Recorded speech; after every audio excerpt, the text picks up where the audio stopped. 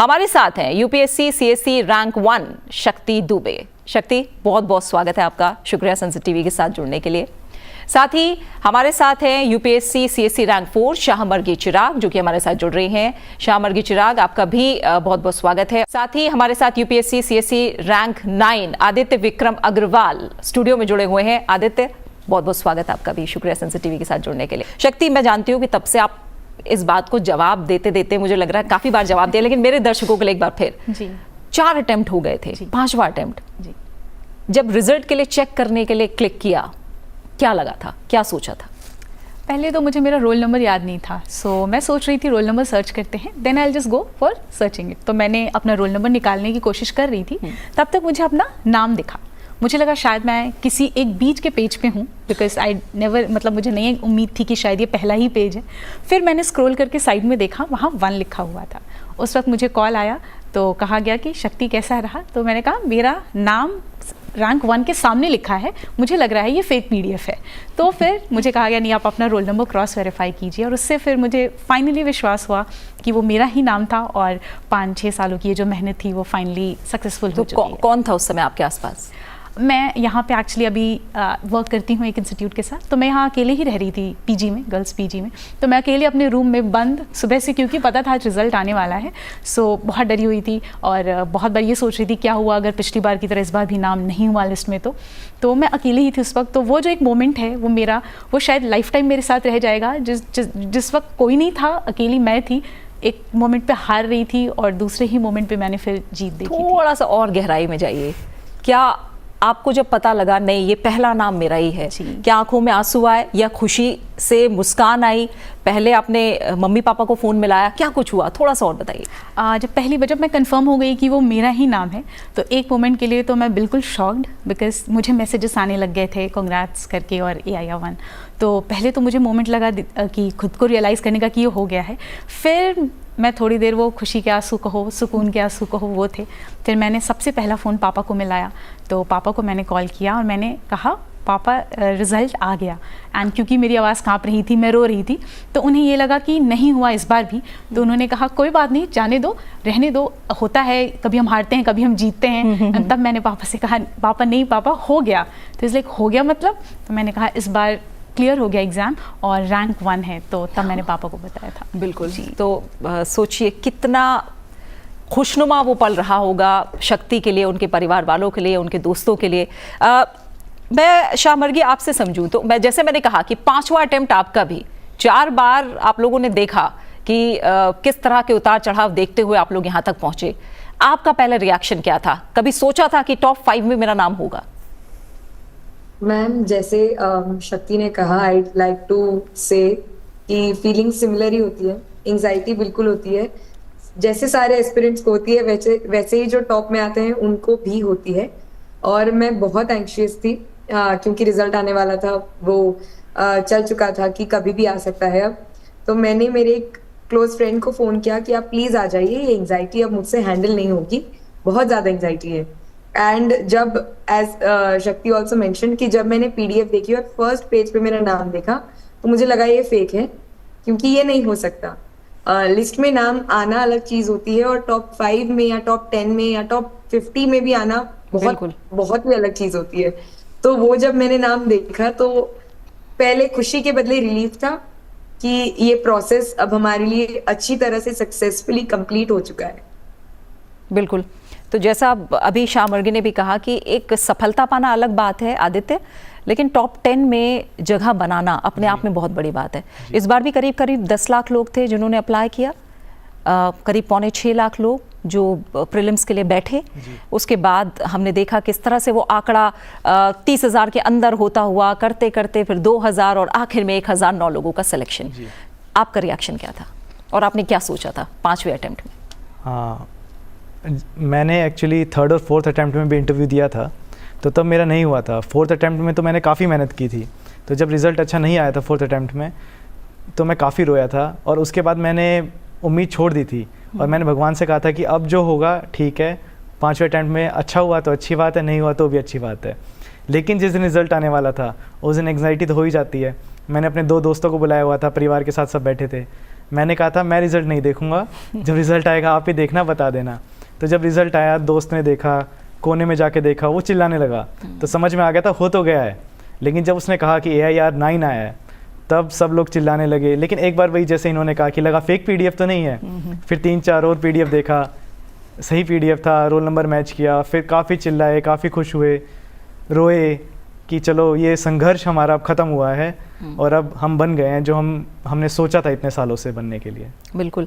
और आपके बारे में अगर मैं कहूँ 5वां अटेम्प्ट था, आपने कहीं ना कहीं सोच लिया था कि ये आखिरी बार है मैं ट्राई कर रहा हूँ, ऐसा कुछ मन में आया था क्या? नहीं, ये मैंने कभी नहीं सोचा था। मैंने सोचा था कि मैं 6 अटेम्प्ट अपने पूरे करूँगा, क्योंकि परिवार वालों ने हमेशा साथ दिया है। उन्होंने कहा है कि कभी पीछे मुड़ना ही नहीं है, कभी रुकना ही नहीं है, चलते रहो, आगे बढ़ते रहो, 6 अटेम्प्ट पूरे करो, भगवान ने जो दिया है देंगे, आगे चलते रहेंगे। देश सेवा करनी है, वो एक नहीं तो दूसरे तरीके से करेंगे ही करेंगे। बिल्कुल। शक्ति, वो कौन सा मोमेंट था, क्योंकि बायोकेमिस्ट्री की पढ़ाई करना, उसके बाद UPSC के लिए आना, वो कौन सा मोमेंट था जब मन में ये बात आई कि नहीं मुझे UPSC की तैयारी करनी है? अगर मैं अपनी बात करूं तो ये सपना तो पापा का था, क्योंकि पापा पुलिस डिपार्टमेंट में काम करते हैं, UP पुलिस के साथ। तो वो सपना बहुत ही बचपन में कभी उन्होंने देखा था, बट नॉर्मल स्टूडेंट्स की तरह हम भी जब 11th-12th में बात आई स्ट्रीम चूज़ करने की, तो मेरा सपना था कि मैं डॉक्टर बनूंगी। तो मैंने बायो की स्ट्रीम चूज़ करी। साथ साथ मैं प्रिपेयर कर रही थी इलाहाबाद यूनिवर्सिटी में जब मैंने एडमिशन लिया स्नातक में। तो उस वक्त तक यही था कि शायद या तो रिसर्च में जाना है या तो मेडिकल फील्ड में जाना है, एंड उसी की तरह मैंने मेहनत की। गोल्ड मेडल भी मैंने हासिल किया इलाहाबाद यूनिवर्सिटी से। सिमिलरली मैं बनारस हिंदू यूनिवर्सिटी गई। जब मैं वहाँ गई तो हमारा 6 मंथ का डिजर्टेशन वर्क होता है, जहाँ हमें रिसर्च, प्रॉपर एक रिसर्च एटमॉस्फेयर दिया जाता है। जब मैं वो काम कर रही थी, एंड उस वक्त ही के टॉपर्स थे कुछ जो न्यूज़ में आए, जिनके बारे में मैंने पढ़ा, तो ये 2 जब इंसिडेंट साथ साथ हुए, वो एक मोमेंट था जब मुझे इस एग्ज़ाम के बारे में बहुत ही क्लोजली पता चला। फिर मैंने रिसर्च शुरू करी कि क्या जॉब प्रोफाइल है, क्या इसमें अपॉर्चुनिटीज़ मिलती हैं, एंड तब मुझे समझ आया कि अगर मैं साइंस स्ट्रीम में जाती हूँ, डेफिनेटली वो लोग भी देश की सेवा ही कर रहे हैं, उसमें ही कंट्रीब्यूट कर रहे हैं, बट वो एक बहुत ही स्पेसिफिक फील्ड है जिसमें वो काम कर रहे हैं, और UPSC के थ्रू जो हमें अपॉर्चुनिटी मिलती है वो बहुत ही डाइवर्स है। तो तब मैंने मन बनाया कि इस एग्ज़ाम को देकर तो देखेंगे, अपनी पूरी कोशिश करेंगे, पूरी मेहनत से। तो इस तरीके से UPSC का डिसीजन लिया गया था। बिल्कुल। श्यामर्गी, आप कंप्यूटर इंजीनियरिंग करते करते आपने भी कहीं ना कहीं UPSC के बारे में सोचा, और कहीं अगर मैं गलत नहीं हूँ तो आपने बहुत बाद में आके नहीं, कहीं ना कहीं स्कूलिंग जब पूरी हो रही थी उसके बाद ही आपने मन बना लिया था कि मुझे UPSC परीक्षा पास करनी है। क्या सोचा था, क्या कुछ चल रहा था मन में, और कब वो ख्याल आया कि नहीं मुझे इस फील्ड में जाना ही जाना है? मैम एक्चुअली मैं यहाँ पे थोड़ा सा करेक्शन करना चाहूंगी कि मुझे कॉलेज के 2nd ईयर में पता चला कि एग्जामिनेशन, UPSC का एग्जामिनेशन सिविल सर्विसेज का होता क्या है, also civil service as a career path क्या होता है, और इसके अंदर क्या चीजें हम कर सकते हैं एज अ सिविल सर्वेंट। मुझे एक फ्रेंड ने इस चीज से इंट्रोड्यूस करवाया था, एंड उसके बाद जैसे मैम ने कहा कि मैंने अपनी रिसर्च की कि सिविल सर्वेंट बनके क्या क्या किया जा सकता है। And coming from an IT background, I understand कि वो एक बूम अभी चल रहा है जहाँ पे IT बहुत डेवलप कर रहा है। लेकिन जैसे स्पेसिफिकली मैं कंट्रीब्यूट कर सकती हूँ जब अगर मैं IT में होती, एज अ सिविल सर्वेंट में बहुत चीज़ों में, मैं बहुत सेक्टर्स में कंट्रीब्यूट कर सकती हूँ, और बहुत लोगों की लाइफ में कहीं ना कहीं एक डायरेक्ट इम्पैक्ट लाने की मेरी कोशिश भी रह सकती है, और मैं ये रिस्पॉन्सिबिलिटी भी मुझे मिल सकती है। तो जब मुझे ये समझ में आया कि ये जो डाइवर्सिटी है वो कितनी हद तक सोसाइटी को इम्पैक्ट कर सकती है, तब वो मेरा मोटिवेशन बना to pursue civil services as a career. बिल्कुल। और आदित्य, आपके बारे में बात करें तो आपने तो शायद 4 सरकारी नौकरी छोड़ी हैं। 1 महीने पहले ही आपका assistant section officer central secretariat का रिजल्ट आया था, वो आपने पास किया। तो आपके जर्नी में क्या कुछ चल रहा था, और कब डिसाइड किया आपने कि नहीं मुझे कॉर्पोरेट जगत भी छोड़ना है, ये सारी सरकारी नौकरी छोड़नी है, UPSC जाना है? जी, तो कॉलेज के बाद मेरा प्लेसमेंट टाटा मोटर्स में हो गया था। तो मैं वहाँ जॉब कर रहा था पंतनगर में, जहाँ पर हम छोटे ट्रक्स बनाते थे। तो मुझे जॉब सेटिस्फेक्शन वहाँ उतना नहीं मिल रहा था। तब मेरी जर्नी स्टार्ट हुई UPSC की। जब मैंने इसके बारे में जाना तो मैंने देखा कि ऐसी फील्ड है जिसमें जॉब सेटिस्फेक्शन बहुत ज़्यादा है। मैंने कुछ इंटरेक्शन किया अपने सीनियर्स के साथ, तो उन्होंने बताया कि यहाँ पर आपको बहुत ज़्यादा फील्ड्स में काम करने को मौका मिलेगा, ज़मीनी स्तर पर काम करने को मौका मिलेगा। तब इसकी तरफ मैंने रुख किया। फिर 2 अटैम्प्ट देने के बाद जब मेरा प्रीलिम्स भी नहीं हो रहा था, तब थोड़ा सा हताश हुआ, थोड़ा नाराज़ हुआ कि शायद मैंने गलती कर दी है वो जॉब छोड़ के। तो मैंने सोचा कि मुझे अब दूसरे एग्ज़ाम्स भी देने चाहिए, क्योंकि क्या होता है कि एक बार अपनी फ़ील्ड छोड़ देते हैं, जैसे मैं मैकेनिकल इंजीनियर था, तो फील्ड वापस से जाना थोड़ा मुश्किल हो जाता है जब आप एक लंबा गैप ले लेते हैं। तब मैंने सभी एग्ज़ाम जितने भी मुझे दिखे मैंने सब देने स्टार्ट किए, क्योंकि इंजीनियरिंग बैकग्राउंड था, हमारी रीजनिंग मैथ्स थोड़ी अच्छी होती है। और जीएस में क्योंकि यूपीएससी की तैयारी कर रहा था, तब मुझे बैंकिंग की जॉब मिली, पीएनबी में पीओ की जॉब मिली, अभी जैसे आपने कहा एएसओ की जॉब मिली है मुझे फ़िलहाल। तो बट मैंने उन्हें ज्वाइन नहीं किया, क्योंकि हमेशा से सच्चा प्यार तो यही था कि एक यूपीएससी क्लियर करके और ग्रुप ए सर्विसेज में आना है, और वहाँ पे मुझे एक बहुत ही बड़ा एरिया मिलेगा काम करने के लिए। तो मैं थोड़ा सा उनको रोक के रखता था जॉब्स को, मैं एक्सटेंशन मांगता था किसी तरीके से कि मिल जाए, फिर वो नहीं मिल पाती थी तो मुझे छोड़नी पड़ती थी वो जॉब बिना ज्वाइन किए। बट एंड में हो गया मेरा, हो सकता था मैं शायद एएसओ इस बार ज्वाइन कर लेता, बट इट्स ऑल गुड। अब मैं खुश हूँ काफ़ी। बिल्कुल, तो सफ़र अभी और रौनक भरा है और बहुत कुछ करना है आगे। शक्ति, आप लोग की जो जर्नी रही 5 अटेम्प्ट की, जब मैं बात करूँ, बहुत ऐसी चीज़ें हैं जिससे तमाम लोग, तमाम एस्पिरेंट्स सीख सकते हैं। मैं शुरुआत से शुरू करना चाहूँगी, क्योंकि जब कोई भी छात्र एस्पिरेंट ये डिसाइड करता है कि मुझे यूपीएससी की तैयारी करनी है, हर एक के आगे ना बहुत सारा कन्फ्यूजन होता है। ये सिलेबस है, कैसे शुरू करना है, क्या करना है, कंटेंट इतना है इंटरनेट पे भी और बातचीत में भी, बहुत सारी चीज़ें हैं जो लोगों के सामने आती हैं। शुरुआत कैसे हुई थी, क्या वो कन्फ्यूजन आपके मन में भी था? मेरी जर्नी आई थिंक अभी तक तो बहुत ही ज़्यादा लोगों को पता है। 5वां अटैम्प्ट था ये मेरा। पहले 3 अटैम्प्ट्स में मैंने प्रीलिम्स नहीं क्वालिफाई कर पाई मैं। तो ये जो आप बात कर रहे हो कन्फ्यूजन की, वो मैंने फेस किया फर्स्ट 2 अटैम्प्ट्स में। और मैं एस्पिरेंट्स को यही एडवाइस करना चाहूँगी कि यूपीएससी एक बहुत ही वास्ट एग्जाम है। जब तक आप अपना होमवर्क नहीं कर लेते, you should never enter this field. मेरी गलती यही थी, मैंने बस सुना बिना किसी प्रॉपर रिसर्च के कि क्या होता है, क्या इसमें मेहनत लगेगी कितनी, क्या करना चाहिए, क्या बेसिक्स हैं। मैं जस्ट एंटर कर गई इस फील्ड में। और ये रीज़न था कि एग्ज़ाम को फिगर आउट करने में ही कि भाई प्रीलिम्स स्टेज में क्या रिक्वायरमेंट है, मेंस में कैसे पूरा पैटर्न चेंज हो जाता है, बिकॉज आपका प्रीलिम्स एमसीक्यू टाइप है, मेंस आपका सब्जेक्टिव है। तो ये किस तरीके से you need to change, you need to switch, अब ये मुझे बिल्कुल पता नहीं था। ऑप्शनल की क्या इंपॉर्टेंस होती है मेंस में, तो वो सारी चीज़ों को मैं फिगर आउट करते ही, क्योंकि तब मैं जॉब भी कर रही थी, तो पहले 2 अटैम्प्ट्स मैं नहीं क्लियर कर पाई प्रीलिम्स। तब मैंने डिसाइड किया और मुझे समझ आया कि यूपीएससी एक ऐसा एग्ज़ाम है जिसको फुल फोकस प्रिपरेशन की ज़रूरत होती है। बिकॉज जैसे आपने मेंशन किया, सिलेबस बहुत ही वाइड है, इसमें कई सारे सब्जेक्ट्स हैं, और वो डाइवर्सिटी जो है दैट डिमांड्स कि भाई आप हर सब्जेक्ट को इक्वली इंपॉर्टेंस दे पाओ। तो इन सब चीज़ों को मैं समझने के लिए फिर वो था वो मेरा 3rd अटैम्प्ट, जब मैंने प्रॉपर ब्रेक लेके फुल प्रिपरेशन के साथ ऑप्शनल चूज़ करके मेंस और प्रीलिम्स की डिफरेंसेस को समझ के तब दिया। बट उस ईयर मैं 1 मार्क्स से प्रीलिम्स फेल कर गई थी। बट मैं ये एक चीज़ जो मैंने नोटिस किया ना, कि जब आप तैयारी के साथ फेल होते हो ना, तब आपके पास ये एक्चुअली अपॉर्चुनिटी होती है कि आप समझ पाते हो गलतियाँ कहाँ हुई। जब बिना प्रिपरेशन के जाओगे तो आप ये नहीं पता लगा पाओगे कि मेरी गलती हुई कहाँ। तो 3rd अटैम्प्ट में फिर मैंने वो चीज़ें नोट डाउन करी, वो जो शॉर्टकमिंग्स रह गई थी, एंड दैट्स हाउ फिर मैं 4th अटैम्प्ट में आई and things went on smoothly. बिल्कुल। और लास्ट अटेम्प्ट की भी बात करें तो महज 12 मार्क्स जी। से शक्ति का सिलेक्शन होने से रह गया था। और कहीं ना कहीं आपके भाई ने भी ये बात कही थी कि शक्ति बिल्कुल भी मन छोटा मत करो, रैंक 1 तुम्हारा इंतजार कर रही है। बिल्कुल ये बात हुई थी और वो सच भी साबित हुई। तो भाई का क्या रिएक्शन था? मैं अभी बताती हूँ कि लास्ट ईयर का जो टाइम था, ये अप्रैल का ही महीना था, 16 अप्रैल को रिज़ल्ट आया था।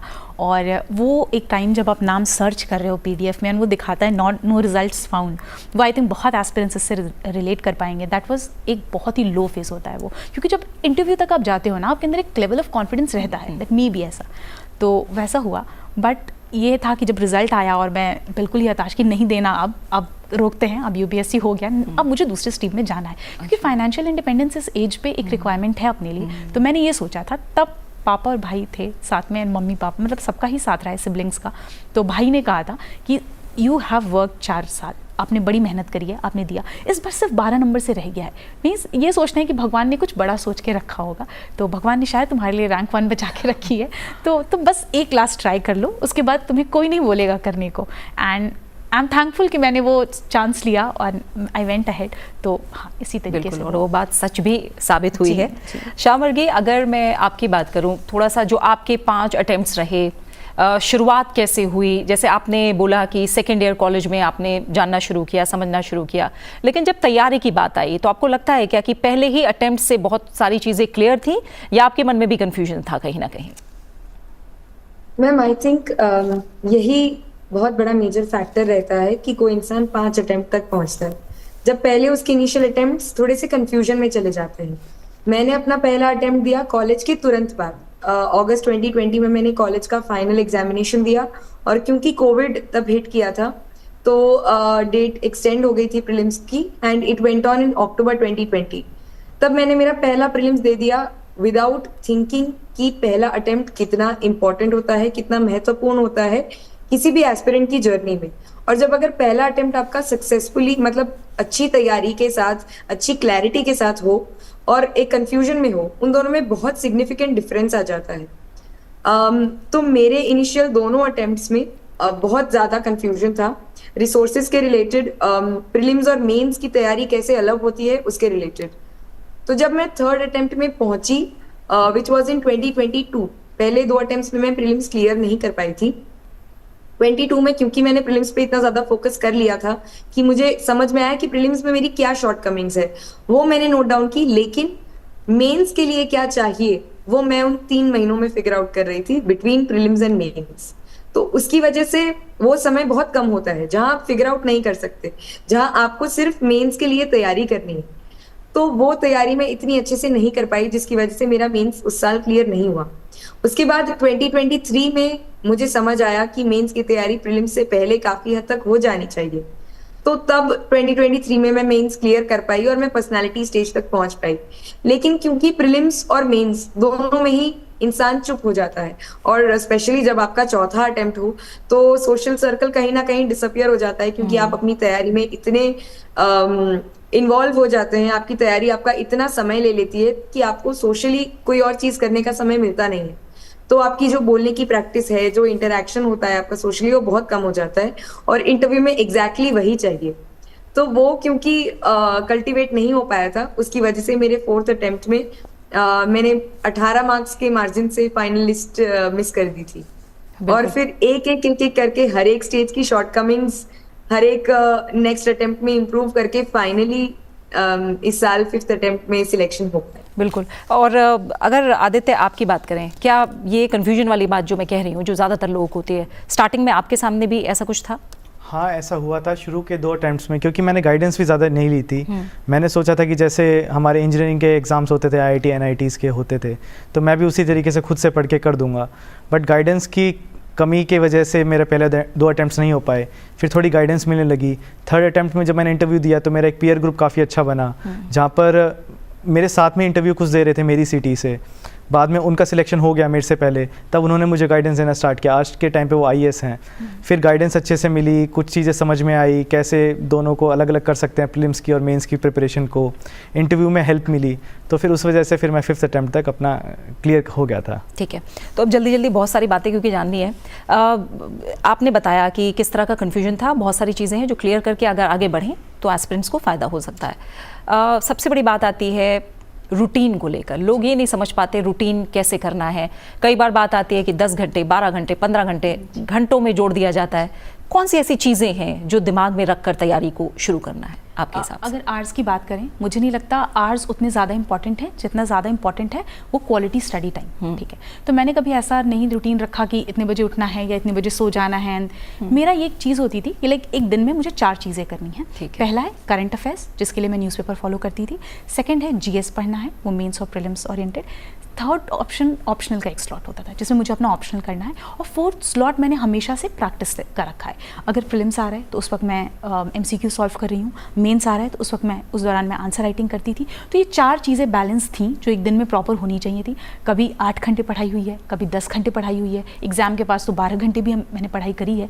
कभी कभी ऐसा भी हुआ कि मैंने 3 घंटे पढ़ाई करी है। क्योंकि UPSC की जो ये जर्नी है, इनिशियली आप बहुत एंथुजियास्टिक होते हो जब आप आते हो इस प्रिपरेशन में, तो उस वक्त आपके पास इतनी स्टैमिना, एनर्जी भी होती है कि आप पढ़ ले जा रहे हो। अभी जब 5th अटेम्प्ट तक आप आते हो, एक तो पहली बात जो वो बैकग्राउंड नॉलेज है वो आपके पास ऑलरेडी है, आपको बस कुछ बेसिक चीज़ों पे यू हैव टू वर्क। तो वहाँ पे धीरे धीरे time it has reduced. Most important चीज़ जो मैं बोलना चाहूँगी वो है ब्रेक्स। आई थिंक बच्चों को ये लगता है कि घंटे 10 घंटे 12 घंटे कंटिन्यूसली पढ़ना होता है। हमारा ह्यूमन ब्रेन इतना केपेबल नहीं है कि हम इतना ओवरफ्लड कर लें। सो हर 15-20 दिन पे मैं हाफ डे का ब्रेक रखती थी कि जैसे आज सिर्फ 4 घंटे पढ़ना है, रिमेनिंग 4-5 घंटे मैं अपने लिए फ्री रखूँगी। सो ये एक प्रॉपर बैलेंस और मिक्स्ड था एक प्लान जो मैंने फॉलो किया। बिल्कुल। श्यामर्गी, आपकी क्या स्ट्रैटेजी रही है? अगर रूटीन को लेकर बात करें तो उसमें आपके लिए क्या बड़ी बातें रही, क्या इंपॉर्टेंट रहा जिस पर आपने ध्यान दिया? मैम, इनिशियल अटेम्प्ट में जैसे मैंने 8 से 10 घंटे डेडिकेट करने चाहे, नॉट बिकॉज कि 8 से 10 घंटे या 12 घंटे पढ़ना ही चाहिए, पर क्योंकि नॉलेज इतना ज़्यादा है और उस समय बिल्कुल नॉलेज नहीं होता, तो जब स्क्रैच से आप कोई चीज़ शुरू कर रहे हो तो आपको ज़्यादा टाइम लगेगा वो चीज़ अंडरस्टैंड करने में, समझने में, उसे एनालाइज करने में कि उसका महत्व कितना है और कितना नहीं। तो शुरू में 2020 और 2021 में मेरे रूटीन में जनरली प्रीलिम्स पे फोकस ज़्यादा रहता था, क्योंकि जैसे मैंने बताया कि मेंस का मुझे इतना अच्छा आइडिया नहीं था कि कैसे क्या पेपर्स को आंसर राइटिंग कितनी अच्छे से, कितना टाइम देना चाहिए उसे, तो वो सारी चीज़ें मैं थोड़ा फिगर आउट नहीं कर पाई थी। इसलिए पहले 2 अटेम्प्ट्स में मुझे 8 से 10 घंटे मैं ट्राई करती थी कि मैं कर पाऊँ। उसके बाद धीरे धीरे समय पढ़ने से आंसर राइटिंग पे शिफ्ट होने लगा और उसके बाद इंटरव्यू के समय पे वो डिस्कशंस में शिफ्ट होने लगा। तो यूपीएससी की जर्नी के साथ जो मेरा समय बीता था वो काफ़ी था, लेकिन जो एक्टिविटीज थी वो पहले प्रीलिम्स के क्वेश्चन सॉल्व करने से, आंसर राइटिंग करने से फिर डिस्कशंस में तब्दील हो गई। और दूसरी चीज जो मैं मेंशन करना चाहूंगी कि जब भी हम कंसिस्टेंसी की बात करते हैं या ऐसा बताते हैं कि 8 से 10 घंटे पढ़ा, उसका मतलब ये नहीं होता कि 365 दिन हम 8 से 10 घंटे पढ़ पाते थे। बहुत सारे बैड डेज होते हैं, बहुत सारे दिन होते हैं जब आपका बिल्कुल मन नहीं करता, कि आप पढ़ना चाहते हैं, आप गिव अप भी करना चाहते हैं कभी कभी, और ये सोच लेते हैं कि इतनी मेहनत क्यों, क्या ये सफलता जो मैं चाहता हूँ या चाहती हूँ वो मुझे मिलेगी इतनी मेहनत के बाद भी। तो ऐसे बैड डेज काफी होते हैं और मेरे साथ भी वो बहुत थे, लेकिन बस मैं यही कोशिश करती थी कि वो जितना समय है उसे मैं कम कर पाऊँ, खुद को रेजुविनेट करूं, चाहे किसी दोस्तों से बात कर लूं, फैमिली के साथ कहीं बाहर चली जाऊं, अपने मेंटोर से कुछ गाइडेंस ले लूं और उसके बाद फिर से मैं पढ़ाई अपनी शुरू कर पाऊं और अपने टारगेट्स जो मैंने सेट किए हैं उसे अचीव करूं। बिल्कुल। और आदित्य, आपकी रूटीन की अगर बात करें, स्ट्रैटेजी की बात करें, कैसे आपने बांटा समय को? रूटीन मेरा यही था, जब मैंने अपनी जॉब छोड़ी थी टाटा मोटर्स में, तो मैंने ये सोचा था कि मैं जॉब छोड़ नहीं रहा हूँ, मैं बस एक नई जॉब ले रहा हूँ, वो है पढ़ने की। तो मैं उसको उसी रूटीन की तरह रखता था कि मैं अपना 8 साढ़े 8 के आसपास लाइब्रेरी पहुँच जाना है और शाम तक जैसे हम जॉब करते हैं कि 9 to 5 वाली जॉब है, उसी तरीके से मैं भी शाम को 6-7 बजे तक लाइब्रेरी में बैठता था। बीच में एक लंच ब्रेक ले लिया, मॉर्निंग में एक थोड़ा सा टी ब्रेक ले लिया, इवनिंग टी ब्रेक ले लिया, थोड़ा बीच में दोस्तों से बात कर ली और अपना रूटीन के साथ पढ़ते रहे। तो यही मेरा रूटीन रहता था कि 8 से 9 घंटे अब दिन में निकाल लेंगे। और वही जैसा बताया शक्ति जी ने भी कि हम पढ़ते रहते, जैसे प्रीलिम्स आए तो प्रीलिम्स पे ज़्यादा फोकस किया, मेंस आए तो आंसर राइटिंग पे थोड़ा ज़्यादा फोकस किया, इंटरव्यू आया तो इंटरव्यू की प्रैक्टिस करने लगे। तो यही मेरा रूटीन रहा है। ठीक है। अब सबसे बड़ी बात आती है कोचिंग को लेकर। बहुत सारे लोग हैं जो कोचिंग नहीं करना चाहते, सेल्फ स्टडी करना चाहते हैं, उसके पीछे कारण भी बहुत से होते हैं। कोचिंग कितनी ज़रूरी है, या सेल्फ स्टडी, सेल्फ प्रिपरेशन से ही यूपीएससी का सपना साकार किया जा सकता है? ये बहुत सारे फैक्टर्स पे डिपेंड करता है। जैसे मेरा था कि मैं नॉन ह्यूमैनिटीज़ बैकग्राउंड से आती हूँ, ऐसे किसी इंसान के साथ मैं टच में भी नहीं थी जिसने कभी प्रिपरेशन करी हो या दिया हो, तो मेरे लिए टोटली न्यू फील्ड था। तो मुझे लगा कि मुझे गाइडेंस की ज़रूरत है और इसलिए मैंने फाउंडेशन कोर्स ज्वाइन करा था। बात अगर मैं कहूँ कि ज़रूरी है या नहीं, तो वही अब ये डिपेंड करता है। अगर आपका बैकग्राउंड है सब्जेक्ट में तो आई थिंक सेल्फ स्टडी से भी हो जाता है। अगर आपको कोई गाइडेंस देने वाला है, थोड़ी बहुत अगर कहीं आप फंस रहे हो, आपको कोई समझाने वाला है, तो आई थिंक इस केस में बिना कोचिंग के भी चीज़ें सॉल्व हो सकती हैं। स्पेसिफिकली कोविड के बाद अगर देखा जाए, बहुत से फ्री ऑनलाइन रिसोर्सेज अवेलेबल हैं यूट्यूब वगैरह पे, जहाँ पे बहुत सारे चैनल्स हैं जो फ्रीली पढ़ा रहे हैं। बट फिर अब वहाँ पे एक इशू आ जाता है क्रेडिबिलिटी का, बिकॉज चैनल्स कैसे हैं, क्या जो पढ़ा रहे हैं उनके पास वो रिक्वायर्ड नॉलेज है या नहीं है। तो बहुत सारे फैक्टर्स हैं। येट आई से अगर डिटर्मिनेशन है तो even self study would help you. But अगर आप थोड़े से भी कन्फ्यूज हो, तो मैं कहती हूँ कि अगर आप कन्फ्यूज हो, आपको गाइडेंस चाहिए, तो आप मेंटरशिप भी अवेल कर सकते हो। आप अगर चाहो तो किसी कोर्स में एनरोल कर सकते हो। आपने क्योंकि बोला ह्यूमैनिटीज़ आपने सेलेक्ट किया, और तीनों ने ही ह्यूमैनिटीज़ सेलेक्ट किया, जबकि तीनों ही कहीं ना कहीं साइंस बैकग्राउंड से जुड़े हुए हैं। इसको लेकर भी क्या कुछ मिथ्स हैं जो आप तोड़ना चाहोगे, या कुछ बातें हैं जो सच में सही हैं? क्या ह्यूमैनिटीज़ लेकर लोग ज़्यादा आसानी से सफलता प्राप्त कर सकते हैं, या फिर ज़्यादा मेहनत करनी पड़ती है? क्या ऐसी बातें हैं जो आप बताना चाहोगे इसे लेकर? मैं तो ये कहूँगी कि यूपीएससी एक ऐसा फील्ड है जो इतना बैलेंस्ड है। यहाँ पे आप कभी नहीं कह सकते हो किसी एक स्पेसिफिक स्ट्रीम का फोटे है। ह्यूमैनिटीज़ है, इक्वली बैलेंस्ड है आपका साइंस एंड टेक्नोलॉजी। सीसैट में इक्वली आपका रीजनिंग, क्वांट एप्टीट्यूड भी चेक हो रहा है। तो आई थिंक ये बहुत ही बैलेंस्ड तरीके से एग्जाम को रखा गया है। मैंने जो साइंस से ह्यूमैनिटीज़ का स्विच था वो इसीलिए इनिशियली मुझे थोड़ा कंफ्यूजिंग लगा, बट अगर बात करें लाइक ऑप्शनल में भी मैंने ह्यूमैनिटीज़ सब्जेक्ट ही लिया। इसके भी कुछ अपने कारण थे। फर्स्ट, आई थिंक ऑप्शनल एक ऐसा सब्जेक्ट है जिसके साथ आप मैक्सिमम टाइम अपना प्रिपरेशन का स्पेंड करते हो, तो ज़रूरी है कि वो सब्जेक्ट आपको इंटरेस्टिंग लगे क्योंकि आपको बहुत ज़्यादा टाइम देना है।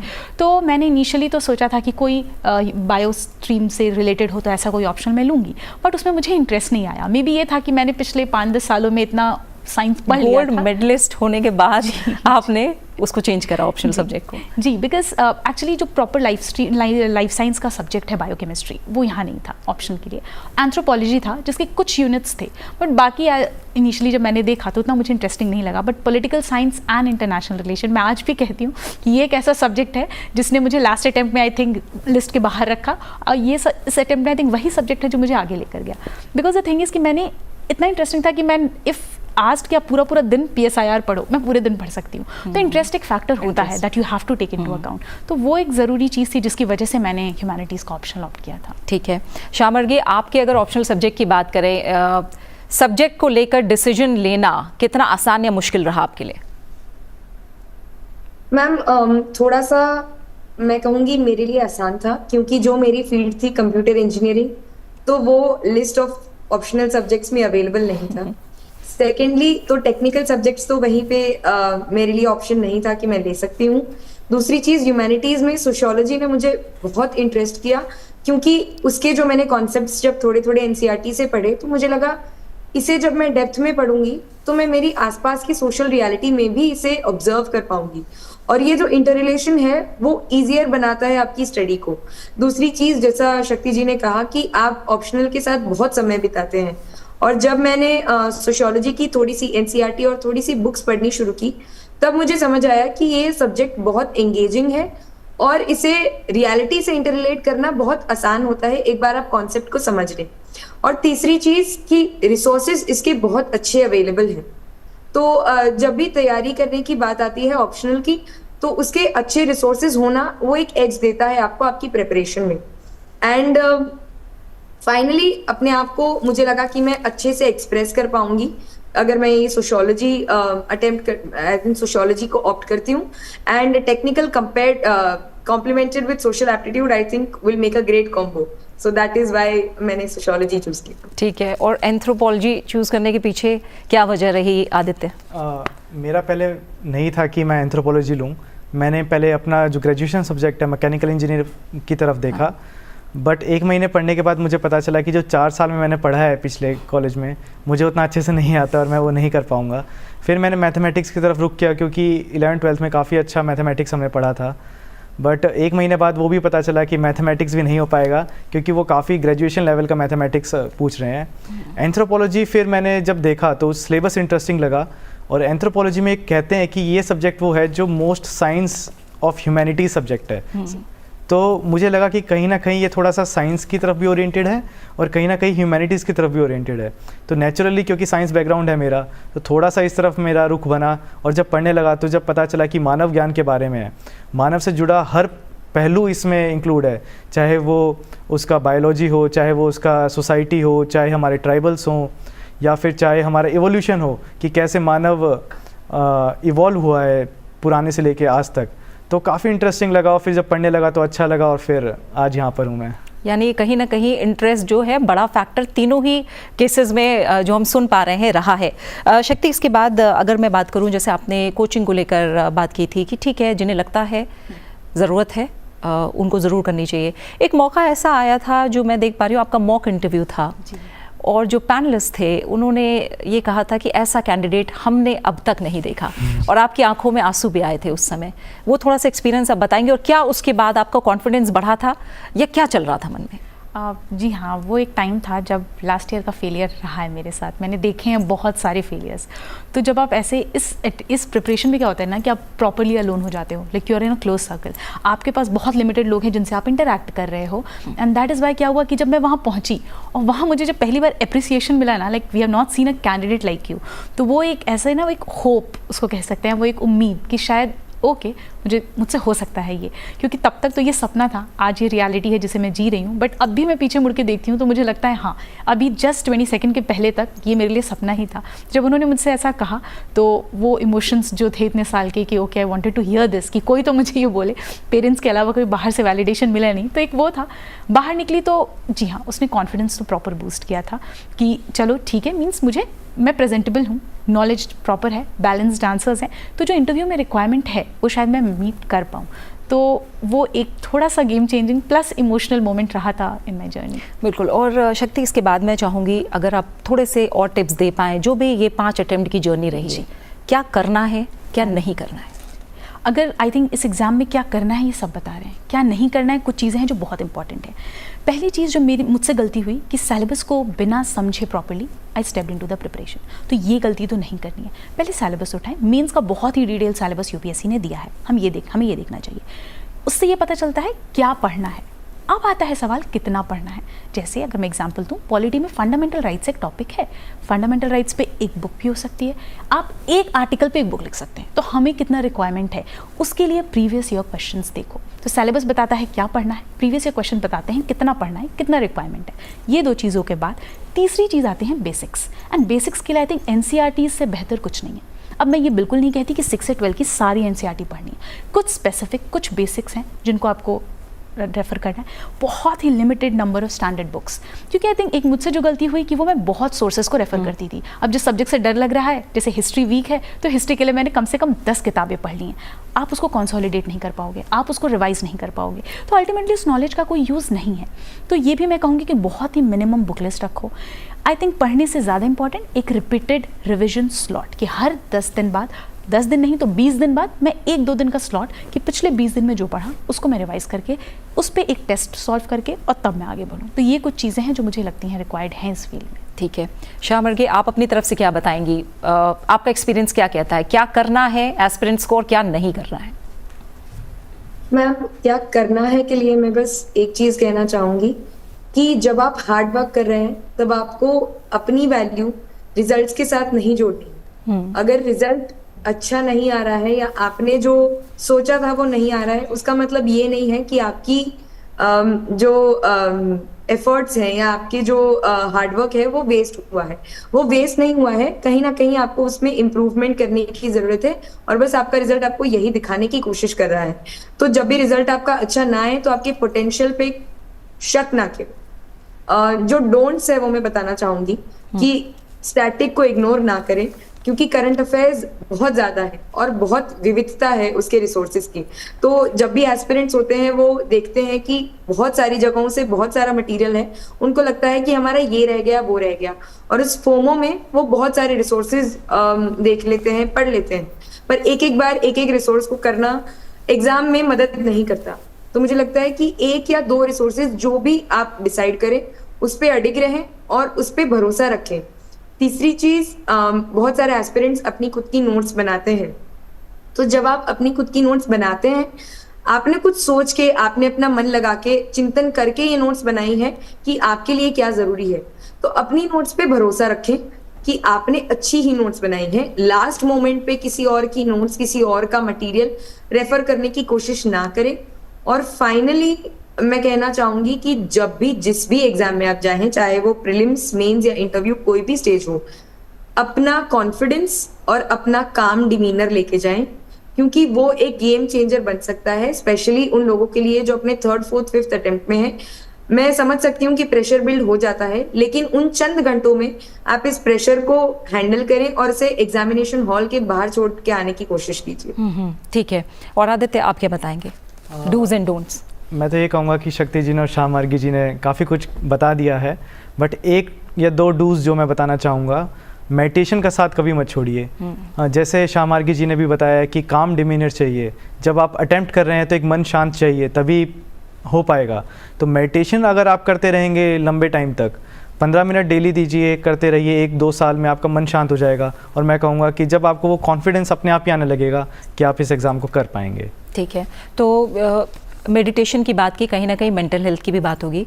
बहुत सारे ऐसे पल आए होंगे ज़ाहिर तौर पर जब लगा होगा नहीं हो सकता या छोड़ देना चाहिए, ऐसे में कैसे वापसी की जाए? फैमिली का, दोस्तों का, ग्रुप का कितना बड़ा रोल है? और जो कहा जाता है ना कि बिल्कुल अपने आप को अकेला कर लेना है, ये कितना बड़ा मिथ है? मेंटल हेल्थ एक बहुत इंपॉर्टेंट रोल प्ले करेगा आपकी पूरी जर्नी में, बिकॉज अगर आप मेंटली काम नहीं हैं, ठीक है, आप एंशियस हैं, डिप्रेस्ड हैं, तो आपकी एफिशिएंसी और प्रोडक्टिविटी भी उतनी ज़्यादा होती नहीं है। बहुत ही लो फेजेस हमने देखे हैं कि लंबी जर्नी है, बट इस पूरे लाइक की जो जर्नी थी ना, इसमें आई थिंक खुद से लेकिन ट्रू रहना बहुत ज़रूरी है। ये मम्मी ने मुझे बहुत बचपन में कहा था, मुझे अभी याद आता है कि दुनिया से झूठ बोलना, खुद से नहीं। तो जब मैं फेल हुई फर्स्ट 2 अटेम्प्ट्स में, तो मैं बहुत परेशान कि नहीं हो रहा है, एंड देन तभी मम्मी ने कहा कि खुद से पूछो क्या उतनी मेहनत करी थी जो रिक्वायर्ड थी। तो वो आई थिंक एक खुद से सच बोलना है ना, तो वो आप जब आप खुद से इंटरैक्ट करते हो तो आपको लगता है, आपको पता है आप कर सकते हो या नहीं, आपको पता है आपके अंदर कमियां क्या हैं, गलतियां क्या हैं। तो एक इंट्रोस्पेक्शन वाली जो बात है वो मुझे लगती है थोड़ी है। दूसरा तो मैं पेरेंट्स का और फैमिली का सपोर्ट के बारे में कैन नॉट से मोर। पापा, मम्मी, भाई, बहन, they have been there like my strongest pillar. मैं ड्यूरिंग दिस प्रिपरेशन हम काफ़ी क्लोज मैं हो गई थी, जैसे अभी आपने कहा, that's a myth I will say, क्योंकि तब आप क्या करते हो ना, आप एक प्रेशर ले लेते हो अपने आप पे, एंड देन उन्हीं लोगों के पास वापस जाना बहुत ऑकवर्ड हो जाता है कुछ सालों के बाद। आपको फ्रेंड्स का, फैमिली का सपोर्ट बहुत रिक्वायर्ड है। मेरे लिए फैमिली थी, बहुत ही कम फ्रेंड्स हैं, बट जो थे उन्होंने प्रॉपर और पूरा साथ दिया इस जर्नी में।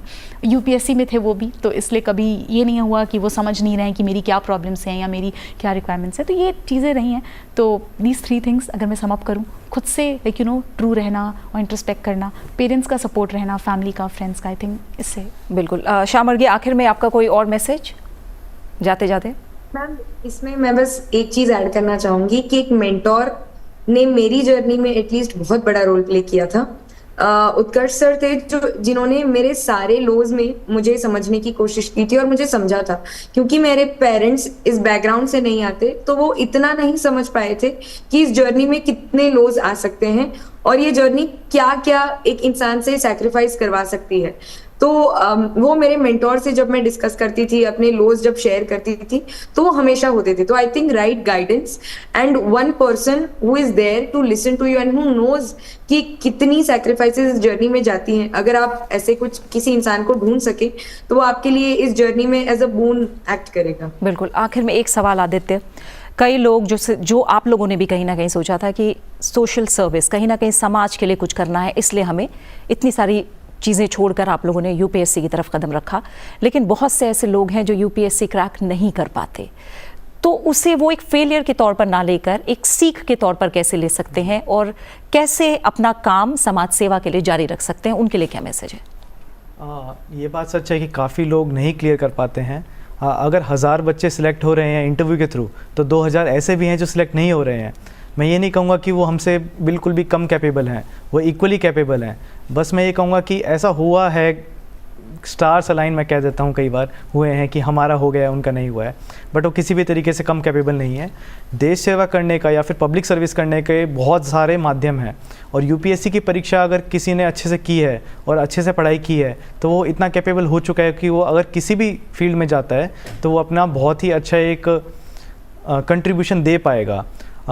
और मैं ये भी कहना चाहूँगा कि इवन दो अगर आप UPSC की तैयारी नहीं भी कर रहे हैं, तो यदि आप जर्नलिस्ट हैं, यदि आप CA हैं, डॉक्टर हैं, अगर आप अकाउंटेंट हैं, कुछ भी हैं, अपनी फील्ड में अगर आप एक्सेल कर जाते हैं और उसको अच्छी तरीके से करते हैं, तो मैं कहूँगा वही एक सच्चा देश प्रेमी और सच्ची देश सेवा कर रहा है। बिल्कुल। और तमाम बातें और हो सकती हैं, लेकिन समय की थोड़ी सी बंदिश होती है। शक्ति, बहुत बहुत शुक्रिया आपका। आदित्य, आपका भी बहुत बहुत शुक्रिया। शामर्गी हमारे साथ जुड़ी, आपका भी बहुत बहुत शुक्रिया हमारे साथ जुड़ने के लिए। जाहिर है एक सिविल सेवक बनने का सफ़र कठिन और चुनौतीपूर्ण ज़रूर है, लेकिन उतना ही रिवॉर्डिंग भी है। हार्ड वर्क के साथ ही राइट गाइडेंस बहुत ज़रूरी है, और जो लोग इस परीक्षा में सफलता नहीं भी पा पाते, उनके सामने भी अवसरों का समंदर है, जिसके ज़रिए वो देश और समाज के लिए बहुत काम कर सकते हैं। बस इसे गहराई से समझने की ज़रूरत है। कहते हैं ना कि अच्छा मुसाफिर बन जाऊंगा, चलता रहूंगा पथ पर, चलने में माहिर बन जाऊंगा। या तो मंजिल मिल जाएगी या अच्छा मुसाफिर बन जाऊंगा। तो हमारी तरफ से सभी को बहुत बहुत शुभकामनाएं, और आगे भी आपका जो करियर है वो बहुत ब्राइट रहे, आप लोगों से, तमाम लोगों को प्रेरणा मिलती रहे। बहुत बहुत शुक्रिया आप सबका। अपना अच्छे से ख्याल रखिए और मुझे दीजिए इजाज़त। नमस्कार।